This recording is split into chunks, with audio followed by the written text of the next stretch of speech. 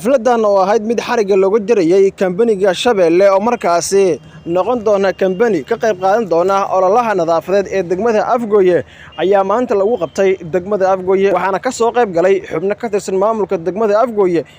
waxaana goobjoog ahaa gudoomiye ku-xigeenka arrimaha bulshada Ismaaciil Carab iyo sidoo kale gudoomiye ku-xigeenka amniga Ibrahim Laki iyo gudoomiye ku-xigeenka dhaqaalaha Cumar Macallow iyo odayaasha dhaqanka qaarkood waxa ayna sheegeen ugu horeyn odayaasha goobta ka hadlay in kambanigan ay ku faraxsan yihiin lana shaqeyn doonaan xafladan aan ka soo qayb galnay oo nadaafada tii wax dhiban oo lagu barkooba Allah ka dhigo odayaashii oo joogay oo Afgooye oo aan ka mid nahay xafladan waxa loo dhigay xaflad nidaam oo aan muslim lagu dulmahaynin Soomaali weyn wax lagu qabahayo tii lagu barakoobo oo aan dhib keenin Allah nooga dhigo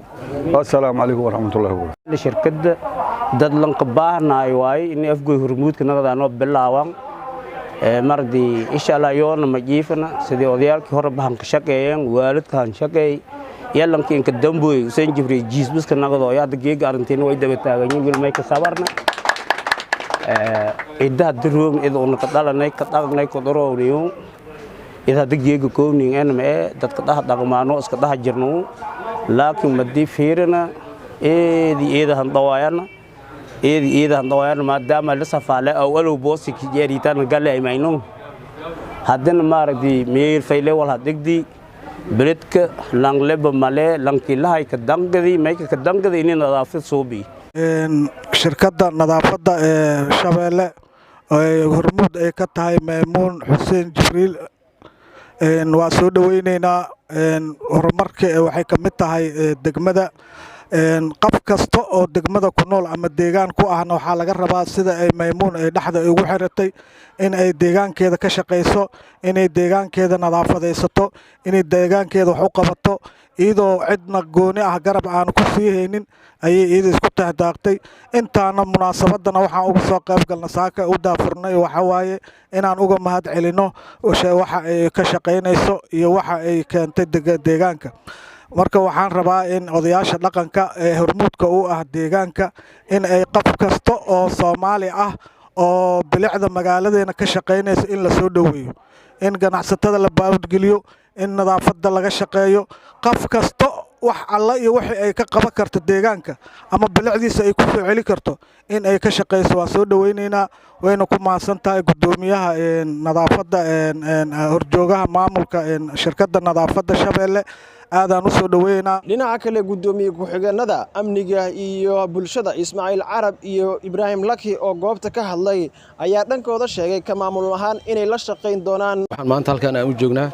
inaan ka soo qayb galnay furitaanka xafladda kambaniga shirkadda nadaafadda ee Shabeelle run ahaantii markii laga hadlay degmada Afgooye waa degmo weyn oo qadiimi ah haddana maalmahan dambe waxaan aad iyo aad aan ugu welwelsaneen nadaafad darrada ka jirta magaalada gudaheeda marka maanta waxa ilaahay mahadiisa in kambanigan oo isku xil saaray sida nadaafadda degmada wax uu qaban lahaa kambanigan magaalada markaa martigeysaheeda iyo hareeraheeda qashin badan ayaa ku arkaysaa ka maamul ahaan markaas waa ka shaqeynaynay haddana inaan ka shaqeyn markaas diyaar u nahnay kambanigan waa ku dhiirigelinaynaa inay ka shaqeyso degmada Afgooye inay nadaafadda degmada wax ka qabato waana kula shaqeyn doonaa waana kula shaqeynaa maanta waxaan u joognaa daafurka shirkadda Shabeelle waxa way maanta maalintii ugu farxad badneed ugu wanaagsaneed maanta inaan aragno qof deegaankan ka soo jeedo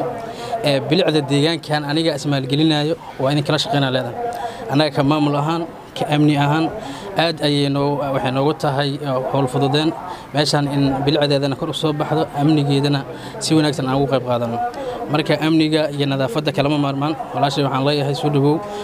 qof walba oo deegaankan waxaan leeyahay gabadhan ha ku daydo qofkii deegaankan wax uu qabanayaan waxaan leenahay soo dhaweynaa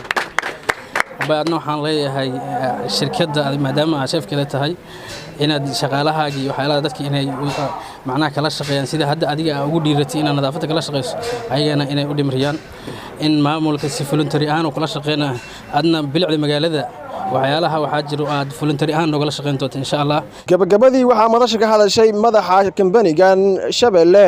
Maymuun Jibriil Cali Baadil waxa ayna sheegtay in fikirkaasi ayada ay lahayd isla markaana shakhsi ahaan ay u maalgelisay in kambanigan magaalada nadaafadiisa uga qayb qaato inaan sameeyo oo lacagteeda aan geliyo